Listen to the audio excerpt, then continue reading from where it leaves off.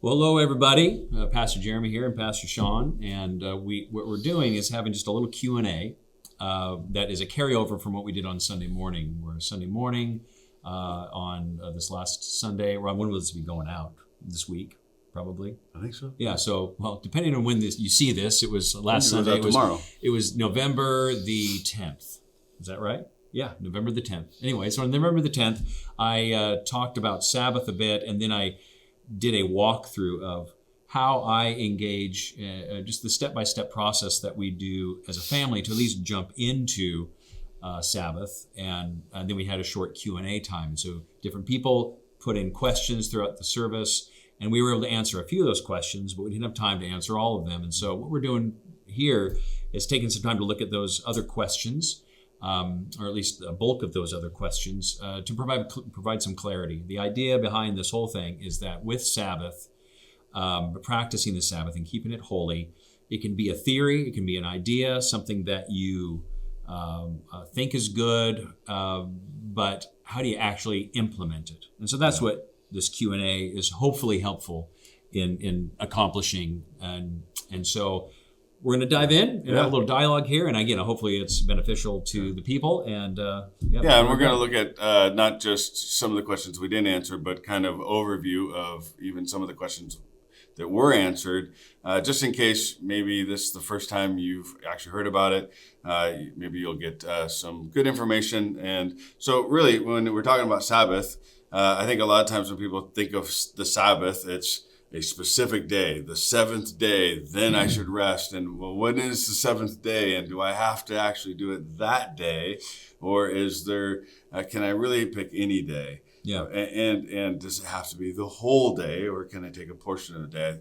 I know for me, the idea of the whole day right now, was kind of overwhelming. So, it's like, I think you said your family started kind of small, and then you've worked into a full day.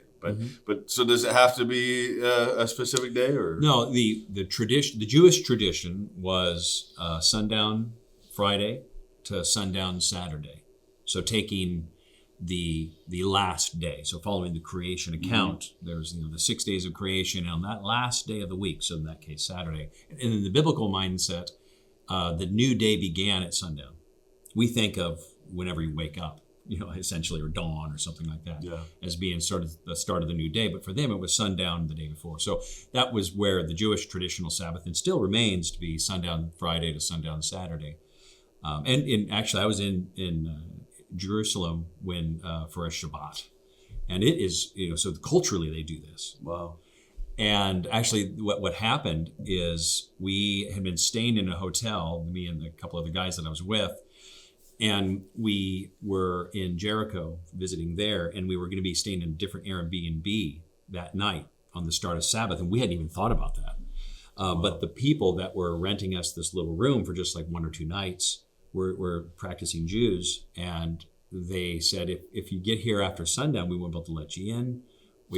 Our phones are going to be off. We won't be able to direct you, and then the whole area shut down. And so we were racing from Jericho back to Jerusalem, which was a decent little drive, and watching the sun. We didn't know this until it was happening. And saying, if we're not here by sundown, then again, we had a special code to get in there. It was in the city, a foreign city at that. And thankfully, we made it just in time, got into the room, but then everything shut down, except for some of the Palestinian-owned places were open, but that was it. And it was so you saw what it looked like, where at sundown Friday, boom, to sundown Saturday, much of the city just shut down. There's no business happening. They take the Jews of the day will look at is they don't want to make fire even on. Was one of their traditional ways of doing it. You don't make fire on Sabbath, and so you can't drive a car because there's a combustion engine, so no one's driving and all that. So it was really interesting to experience that. But anyway, that's the traditional thing. But then in the Christian age, they ended up adopting the Sunday as being the Sabbath, calling it the Lord's Day because that's the day that Jesus resurrected, according to tradition. So according to the scriptures. And so that became the practice. And so even in the West, you had blue laws that shut down certain businesses. I remember when I was a kid, it wasn't nearly like it would have been in, like, say, the 50s or something, but there were a lot less things open on Sunday. And so you got used to, well, if you need to go to the grocery store, let's say, or you need to go here or there, it's just not available to you. Now that's shifted over time to now we're used to having access to just about anything we want, anytime we want. And so, even in Western culture, we've seen Sunday be the day. But my understanding of when you're wanting to practice a Sabbath right now, let's say, does it have to be Saturday or sundown Friday to sundown Saturday or Sunday? No, it's just taking one day in 7. I think honoring the heart of what God is inviting us into is what you ought to do. So if Tuesday is that day for you, then great. It doesn't matter. But to me, it's just as long as you take the day. Now, the length, I think clearly the biblical idea was a whole 24-hour period. But at the same time, so I think that's maybe best. Not even maybe. I think that's best. But I say start where you can. Yeah. Even if it's 2 hours. If you barricade 2 hours that you set apart under the Lord and remove from common usage. That's the idea of what it means to set apart and make something holy. So there's certain things you say no to get distractions out of the way, get work out of the way, and just focus on the Lord and delighting in the Lord and delighting in one another. Then I think that's going to be a great blessing, regardless of how long you spend. But I am of the conviction that if you do that, if you start small, it will grow. Yeah, that's awesome. If you really do it, if you do it halfway, and I'm not talking about the amount of time, but you don't really set that apart, then you'll likely try it for a little bit, and then it'll just kind of peter into nothing. But if you are intentional, and the biblical account of what it meant to practice the Sabbath was clearly very intentional. There's a lot of intentionality there. If you're intentional to step into rest, you're going to be hungry to do it more and more. Yeah. So I think, start small and allow it to grow as God would lead you. That's awesome. So in that starting, you mentioned being over there. You mentioned kind of the Shabbat, and in this, you have the Shabbat prayer. Is that kind of where you picked that up? Is that no that Kaddish? Kaddish. It's a traditional Sabbath prayer. No, I got that from John Mark Comer. Okay.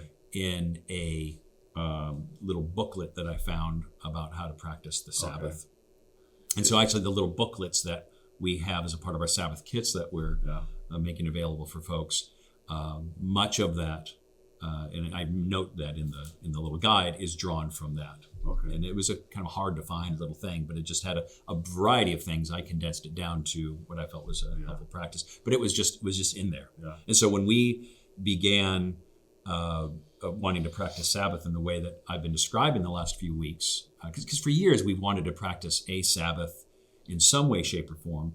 But over the last handful of months, about 4 months or so, we've been very intentional as a family, much more intentional as a family. And so we were looking for things to do. And I came across that and I thought, this sounds cool. I liked, it was a different prayer. Yeah, absolutely. And that I was used to, and it just really was focused on Sabbath. And I liked the idea that it was ancient and a traditional thing. But not something required for people to step into that as far as a specific type of prayer or no, there's nothing magical about the prayer. I think it's a good prayer. And the reason why we chose to do it, and the reason why we even have what you might call an opening ceremony or an opening, an official beginning to our Sabbath practice, is that we're censorious people. Right. And so if you don't change anything about your environment, you tend to keep yourself in the same mentality. I actually do this when I'm going to be reading. I like to change the lighting in my room or my office, wherever I'm at, to be conducive for, it's study time now and I want to just chill and read and really get into it.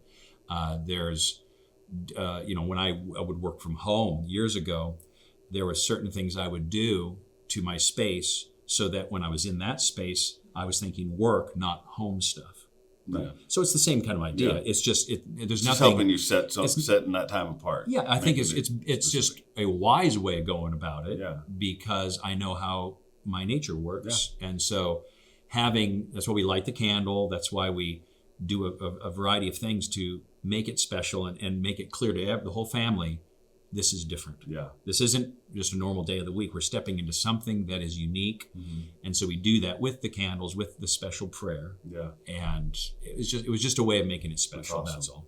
So speaking of the candles, because I know this has come up often, I know I even asked the question, you have a candle. Now, you on Sunday had a very special candle. And I know in the boxes that you've handed out, there's kind of the singular candle. Is the candle, does it have to be specific? And then the other question is, how long are you actually burning that candle? Is it an all-day process of letting that candle burn? Or is there a process in that? And do you have to have the candle? No. So no, you absolutely do not have to have the candle. Yeah. That was just a means to an end. It was just something that we did to make it different, to make it special. And the candle that I used on Sunday is actually a menorah that I bought in Jerusalem, in Old Town Jerusalem, within the city walls, from a little Jewish vendor there. And it was just something, I wanted something special for my time there. And that was one of my favorite things I brought back from Jerusalem. And it just remained a thing on the shelf that was cool and reminded me of the trip. But now I love that I get to use it. So when we started by using a different candle, then I thought, hey, we could use this. Yeah. Because we found online some small candles. Actually, I eventually got these small candles online from some sort of Jewish vendor because it's specifically for menorahs. But actually at the farm stand here locally is where I first found some of these cool honey wax birthday candles that happen to fit. And so we started with those. But no, I light them to begin. And then there's like I went through on the 10th, I went through a few steps with that candle alone burning. And then once we're done with that, and it takes a half hour or so, then we blow out the candles, because otherwise you just burn through it pretty quick. We don't leave it burning the entirety of the Sabbath. But we did buy some battery operated candles that we have on the table that we do leave going, because it's cheap to otherwise you'd be going through several candles and it would get expensive after a while. So we just light the candle during our opening and during our closing. And again, people might say, do you need to do an opening like that and have a closing? Obviously not. You do whatever you find works for you. We have just found that having a clear opening and a clear closing helps there to be a good bookend to this time, and it makes that time feel set apart. Not just feel set apart, it actually becomes set apart. Yeah, absolutely. And so that's where we light it at the end, at the beginning. So however you could conceive of, and through your own creativity, of how you could mark that beginning. Maybe you have a fire pit under a cover, because it's more rainy season now, and you don't want to do a candle, but you want to have a bonfire. Have a bonfire, but you don't want to fire at all, but to do something that I think it's helpful, I should say, to do something that changes your environment so that you feel like you're stepping into something different. Yeah. That's all.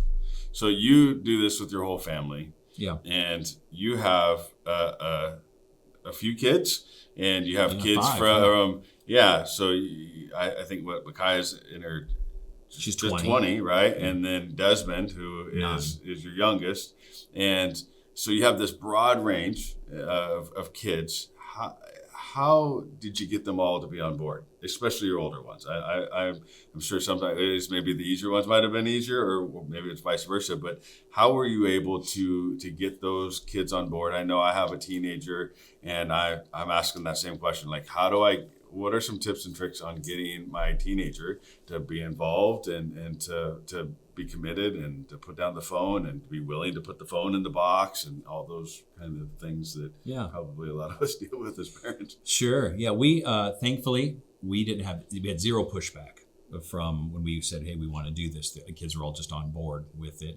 They all embraced putting the phones in the box. And we actually have, only our oldest two had, only our oldest had a smartphone. Mm-hmm. So the other kids didn't even have a smartphone. We've chosen to push that back as far as we can. Sure. And now our oldest actually, in the process of doing Sabbath, has gotten rid of her smartphone altogether and just has an old school flip phone. Wow.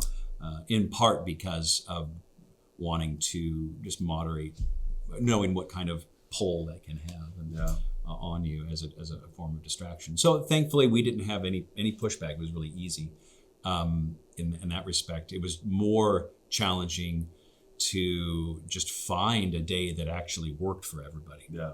And so that actually continues to present a problem or a challenge, I should say, because our oldest works, and where she works, her busiest day is Saturday. So this last week, she was able to be with us on the first half on Friday sundown to the morning. Then she went to work, and she came back and picked up where she left off. Yeah. So, like I mentioned on Sunday, there's, in terms of your practice and choosing how you do what you do, you want to walk this tension. And I mean tension in a good way. I mean, you walk a balance between being very intentional on one hand, but being flexible on the other. Yeah.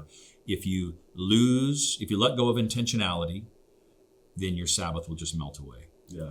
If you let go of flexibility, then your Sabbath will be anything but restful, because you'll be stressed trying to make sure everything's just so. So holding those two things in tandem, intentionality and flexibility. So with our oldest who works, saying, hey, we want you to be a part of it, and her schedule, especially for a while, was kind of moving around. We said, we've got to choose just a day. So that was the biggest challenge, finding a day that worked really for everybody. The bigger challenge wasn't just them being on board to begin. Again, we had zero pushback, but is helping everyone be engaged. Because you have different age ranges, and you have different temperaments, different interests. And so Sabbath activity, like I've described, is saying no to things that would lead to work. If the thing that you're wanting to do doesn't lead to delight, doesn't lead to rest, doesn't lead to some kind of worshipful celebration of God, you are good, and also celebrating his creation, whether it's outdoors or the people in your family or the people in your community. If it doesn't lead to that, then don't do that, and be honest.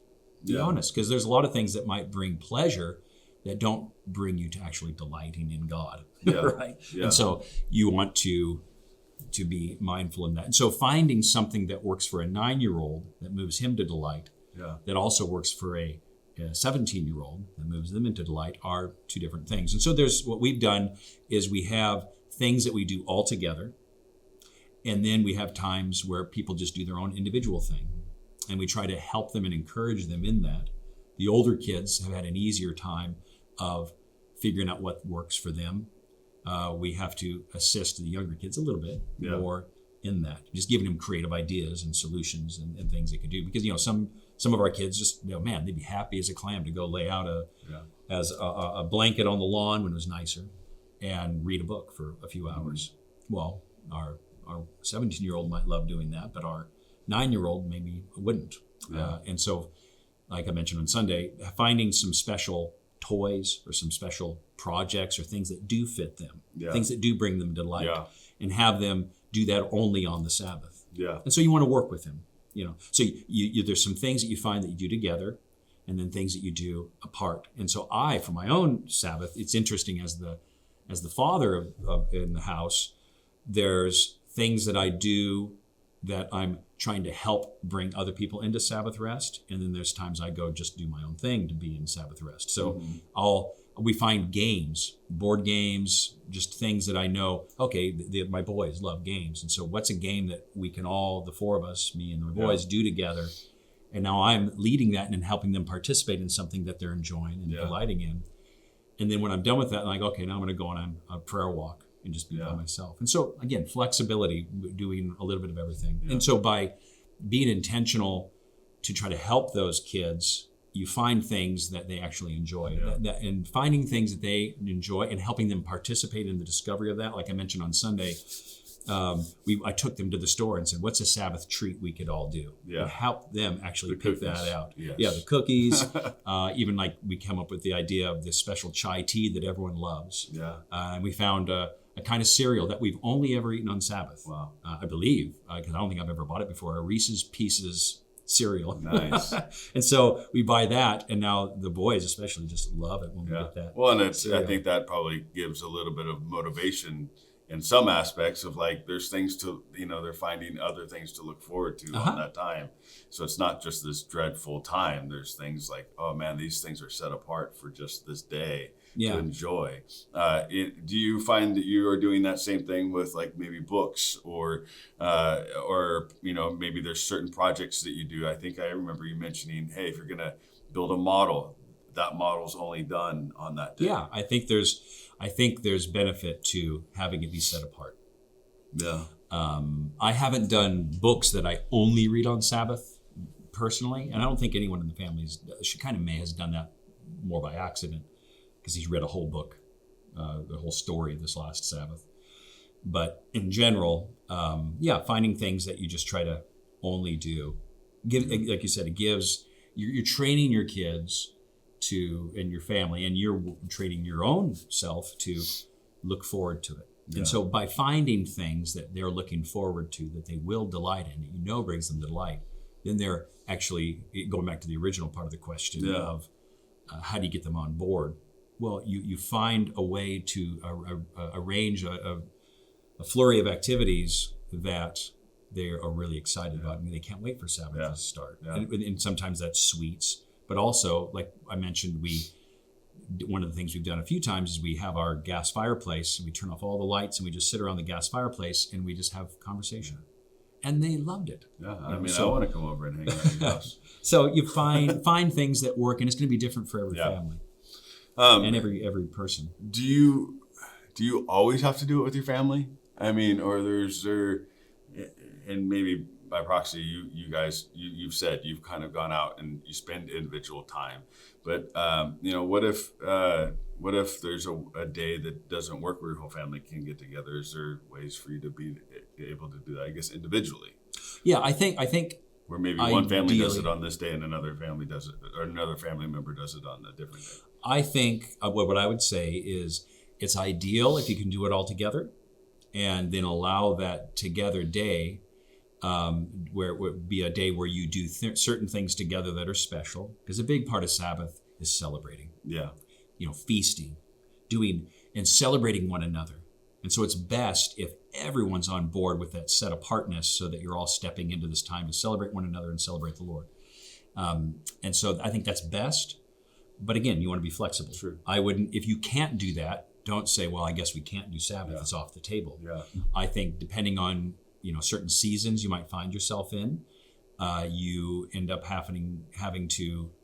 It's better to take a personal Sabbath by yourself than no Sabbath at all. That's so good. I love that. Yeah. And so, and this probably kind of goes right into this next question. You've kind of answered it in a way, but what if your spouse isn't saved? And they're kind of like, Sabbath is that's not something they're interested in. They don't want to participate, but it's something you are really wanting to do. My guess is do it. Right? Yeah, it becomes your personal part of your personal practice with the Lord. In the same way that if you were in a marriage where your spouse wasn't saved, you wouldn't stop going to church. You wouldn't stop having daily devotional time or daily prayer times. Yeah. Right? Yeah. You would still find a way to engage in those things that also harmonized with the rhythms that you have with your family. And I would just find a way to make that work. I think there's value in doing it. It's God, Jesus said, God made the Sabbath for man, so it's a gift for you. Mm-hmm. And so I think stepping into that gift, regardless of if you can do it with others or with a believing spouse, and if you 1 Corinthians 7 makes it pretty clear that there's always hope if you are unequally yoked and your spouse is not saved. The more you walk in the delight of God's presence, and the more God is making you different, the more you're going to be a source of a draw. Yeah. And so the more your spouse sees you, if you're walking in a kind of rest, soul rest, where you're just full of the presence and you're growing and you're changing, becoming more like Jesus, then that's going to be very attractive, I would imagine, to your unsaved spouse. So it might be a way that they come to Christ. Yeah. Well, and I would guess too that there's probably ways to maybe semantics in a sense, but to invite your spouse who's not saved into a time of rest or a time of setting some time apart, where you're inviting them into being a part of resting and being quiet. Now maybe they're not being quiet before the Lord where you are, but maybe there's ways to still find time to sit down and play games, sit down by the fire, sit down and where you're be able to enjoy some things together in that sense. I was talking to somebody who recently, and I know they talked to you too, but about how they were able to go home after this last Sunday and just how practical you made it and be able to go and say, we were able to go and spend an hour together and just resting and just kind of how it kind of got the ball rolling, even though maybe it wasn't all what, they didn't light a candle, they didn't do any of those pieces, but they were finding rest and how it really helped them step into something pretty awesome. Yeah. This is super cool. Yeah. If it's with the unbelieving spouse piece, to your point, I wouldn't just do it separate from them. I would invite them into it because while it is very spiritual, the practice of Sabbath, like I mentioned in my first message on Sabbath, it's something that God wrote into his creation order. Yeah. So it's not just one of the 10 commandments. It shows up in Genesis 2. It's written into the creation order. Therefore, it's going to be attractive for everybody to step into a weekly rhythm of rest. Yeah. And especially in our hurried society, it's going to be something that you could participate in together, even though you are worshiping Jesus in your Sabbath, and they're just finding another form of rest. Let's say. Sure. Yeah. That could be a great thing to do together still. Yeah, I guess is what I'm trying to say. Yeah. So, as you're kind of talking about inviting people in to your Sabbath rest, obviously a spouse, but can we invite other people into our Sabbath time? Maybe friends or other family members that are outside of our immediate family. Maybe inviting them over for dinner, or maybe my kid wants to have a friend over that night, but inviting them into that time of being a part of our Sabbath. Or is it really just connected to just the family, or can it be extended to friends and outwardly? No, it's not limited at all. So I think it depends on the family, and it kind of depends on the temperament of the people involved. More introverted people might just want to be just the family. Yeah. More extroverted people might want to celebrate with others. The tradition of Sabbath, as practiced through the centuries, has very often included inviting people in your community to celebrate together. Again, it's a day of celebration. Yeah. It's a day of joy. It's a day of delight. And so having people, now there might be some challenges to have others over because now you got a messy house, or you have to be, so finding a way to navigate that so that the work is evenly distributed, or however you might do it, so that you are able to do that without it becoming a chore, let's say. But no, I think inviting others into it is a great way of practicing Sabbath. Yeah. Absolutely. That's awesome. So speaking of chores, obviously there's a lot of things that, from cooking to all those things that have to happen in order to participate in the Sabbath. Do you guys meal plan for the week and kind of cook ahead of time, or are you are you cooking during Sabbath time? Yeah, we do cook. Okay. We try to do some things that make it so it's not labor intensive. So we try to have an empty dishwasher heading into Sabbath. We don't do like I mentioned on Sunday. There was one meal. There's a couple meals actually that I've cooked. I said I'm not doing that again. It was too much work. Yeah. This my back was sore when I was done, kind of thing. Yeah. Doing this whole meal plan. So we either do things that we know are pretty easy, but we always want to do things that are really, that everyone loves, or that are like you're excited to eat this thing. So we recently got a smoker, and I haven't used it yet, but one of the ideas behind it was to be able to have something that slow cooks way ahead of time. And then so all the heavy duty stuff of getting it going and getting it's just done right around feast time. Wow. So that was one of the part of my thinking in getting that and investing in a smoker like that was to help Sabbath meals be easier, but also more special. Yeah. So we usually we always make a plan of, hey, what are we going to do, and make sure we're ready to go on that. But like I mentioned last Sabbath, we just had a Costco lasagna because it was easy. We've done that a few times. Yeah. Well, I know we're getting close to time. Yeah. Where we have some other things, but a couple practical questions. One, do you guys have a phone for in case of emergencies?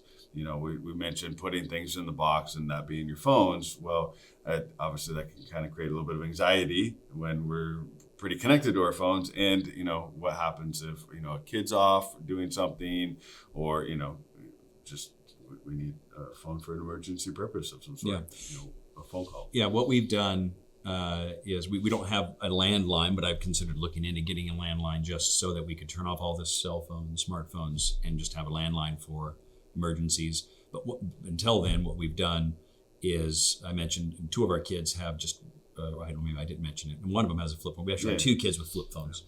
So one of the things we've done when we're all together is we leave one of the flip phones set up somewhere, make sure it's charged, so that if there's an emergency with Grandma and Grandpa, they're able to get a hold of us. Yeah. But at the same time, there's not a draw to go surf the net or whatever. If we don't have access to those flip phones, because one of our Sabbaths, both of those flip phones were gone. So Shekinah just had her smartphone hidden in the closet, available to check every once in a while to make sure everything was on the up and up. Yeah. But we remain disciplined not to, and we've been doing it a while, so it became, you remain disciplined to not go check the text and also check the news and check your email and check, come back 5 hours go later. down all the thing. Yeah. So, and I will say, back to the phone deal, putting the phones, and I've talked about this fairly extensively, but just to reiterate, we don't realize how distracted we are by our phones. Oh, yeah. How addicted we are to our phones. And so you will experience both panic and euphoria by just practicing the box, by just stepping away. Uh-huh. I remember, it's weird to think that I tell my kids, I go, I used to go, it used to be when you left the house and drove somewhere, even you drove to Seattle, or something, or, several hour drive, you didn't have a phone. No one can get in contact with you. Yeah. And that wasn't weird. Yeah. Now it's weird. Now it's weird, and that constant connectedness to everyone that knows you at every moment of the day, that draws on us. That does take away from some soul rest. Yeah. And so, following that discipline, I think, is very beneficial. Yeah. But you have to be flexible because, like again, when I mentioned, a couple of our kids were out of town this last Sabbath. And she kind of goes, I'm not going to be restful if they can't get in contact with me if there's a problem. I want to be able to know. So putting it into the closet and still having it tucked away but not completely turned off was helpful. Well, it kind of goes back to that, that there's, this isn't so just rules-based thing where it has to be done this way, and if you don't do it this way, it's no longer a Sabbath, or if you don't have to make an adjustment somewhere or do a little thing, that it's all over. There's flexibility, and this is more about enjoying time with God than it is about freaking out about maybe some of the details sometimes. Yeah, there's not a list of rules. There's a guiding principle. Exactly. The guiding principle is, Shabbat means to stop and to delight. Yeah. So you do stop some things so you can delight. Yeah. And you don't do things that don't bring you into delight. Yeah. And there's a great freedom that comes when you set apart a day to go, there's not a bunch of things I have to do. There's a bunch of things I just get to do. I can actually rest. And there's a rest for your soul that happens. One of the people who just recently started practicing it and was commenting on what we did on Sunday morning and talking about some of the practical things that you do, at least our family does. They said it was very helpful because what they had in their mind was, okay, so Sabbath must be in 24 hours just laying on the couch, staring up into the sky and just kind of praying and thinking about God. That's what I thought. And no, that would be very hard to do. So it's there's all kinds of activities that can vary from one Sabbath to the next. Yeah. And it's about stepping into the delight that is about celebrating all that God's made. Yeah. There's it's not boring. Yeah. Sabbath is not boring. It ought to be your your best day of the week, because you get to do all kinds of wonderful things that lead to delight, and you are celebrating the goodness of God and celebrating the goodness of the company that you get to keep. Yeah. I love it. I love one of my favorite things on Sabbath is my time alone with the Lord, and also the set apart special times that I have with my family. Yeah. There's things that we do in that space that is very intentional, very life-giving, very there's times I just watch my kids doing things, and my heart just is full of joy seeing them play together, laugh together, and as we do different things together. That's Sabbath. Yeah. It's not boring. If done right, it's the best day of your week. Yeah. Well, I want to land kind of on this one question that I thought was kind of an important one to maybe finish with, and it kind of maybe wraps up a couple questions all at once. Is last we on Sunday, you had us all, and if you weren't here, it was amazing. But we all got to put on a little cards, wrote down just things that we were dealing with. Just outcomes, our health, our finances, things that were really bothering us, our anxieties, our fears, and man, that box was overflowing from the congregation of just different things that people are dealing with, and so here we are, we're putting all this in the box, and we're trying to, and I think in your words was to abandon the outcome of that to the Lord. Yeah. And yet, how do we find the balance of that? I mean, it can feel almost. When you're left to kind of relax and settle in, and you end up having a lot of anxiety possibly of just all those things that maybe you're not doing anything right now to work on your finances. You're not doing anything to help with your health at this moment. You're just relaxing. And how do you let go of all that? What are... Yeah. There's the principle here about what it means to abandon the outcomes, meaning that there's a lot of our worries derive from important things that we want to make sure happen. Things that we're concerned about, whether it's, might be a financial goal or financial realities you're facing. It might be something going on with your child or your job or whatever. The list is long. And there's this balance that we need to walk in as followers of Christ, where on the one hand, we abandon that outcome to the Lord, where we trust him with it. But at the same time, he's called us to participate in his divine nature. Yeah. And part of the way that thing works out is through us walking in obedience to him. Yeah. So I guess the abandoning outcomes to the Lord doesn't mean you become lazy. Even, someone asked me just recently, one of the books I've cited multiple times in this series is The Ruthless Elimination of Hurry. Good book. And they asked, well, how do you cease to walk a hurried life but also not be lazy? Yeah. And I love what John Ortberg said. I can't remember if this is a direct quote or not, but it was something in this ballpark where he said, you're walking a hurried existence if you're so busy you no longer have time for God. Wow. Or you squeeze God out of your life. Your busyness is squeezing God out of your life. But if you're walking in a life of rest and you're practicing Sabbath, that means that you walk in a place of soul rest where you're trusting God, you're trusting him to do the heavy lifting, but you should have a busy life. Jesus was busy, right? Living a Sabbath life means you walk in rest, meaning that you're carrying the easy yoke, but you're doing all kinds of things. Yeah. Your life is full, you're doing all kinds of ministry things that involve your various responsibilities. We are called to be productive people. Yeah. God, when he created people, and when he created Adam and Eve, there was work for them to do in the garden. Yeah. They were to have dominion, right? There was work in paradise, and then there will be work in heaven. Yeah. Heaven is not a forever vacation. Yeah. There's meaning in work. There's purpose in work. Sabbath is about resting so I can do that work well. Yeah. So I can step into the busy life God's called me to, but do it in a posture of rest. So Sabbath is a good habit in that you learn how to remain in that posture when you do step back into the work. Does that make sense? Where you're trusting God with it, and yet there's still things you want to do. A good example of this is in the book of Acts, where Paul gets this word, where he's on the ship, right? So there's this shipwreck about they're in trouble. And he gets this word from the Lord saying, no one's going to die. So he tells everyone, hey, God has spoken to me that where none of us are going to die, but we are going to lose the ship. Well, then a little bit later, the sailors are trying to get in the boat and leave. And he tells, so now Paul steps in and he tells the centurions, if you let these guys leave, he tells the soldiers, if you let these guys leave, we're all going to die. Wait a second, God just told you that no one on the boat was going to die. Now all of us, so you would think on the one hand, that means he could go and sleep in the bottom of the boat and just chill. God's got this. Yeah. But that shows us the biblical mind view. It's not fatalism. Yeah. God, you abandon the outcome to the Lord. He's the one that's going to bring it about, and you trust him with it. And yet he's called you to do certain things. You become part of the means of his grace of bringing that about. Yeah. People aren't going to know the gospel unless you preach it.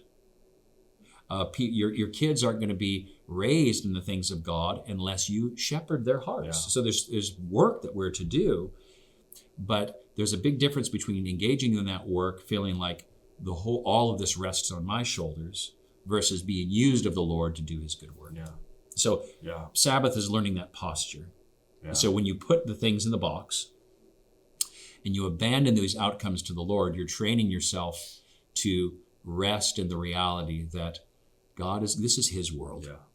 This is his world, and he is God and I am not. And God loves partnership. I love that. He partners with us to see his goodness happen. So we only step into that partnership if we let him do his part and we do ours, and we rest in that. Yeah, absolutely. That's so good.